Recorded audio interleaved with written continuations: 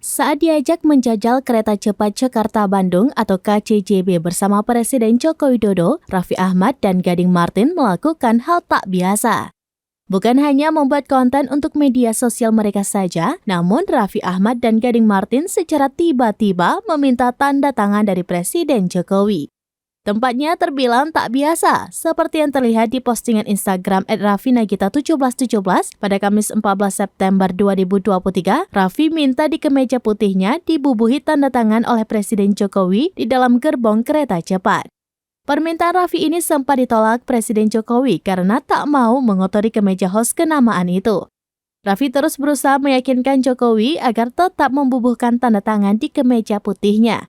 Suami dari Nagita Slavina itu berulang kali mengatakan bahwa ini adalah kesempatan langka.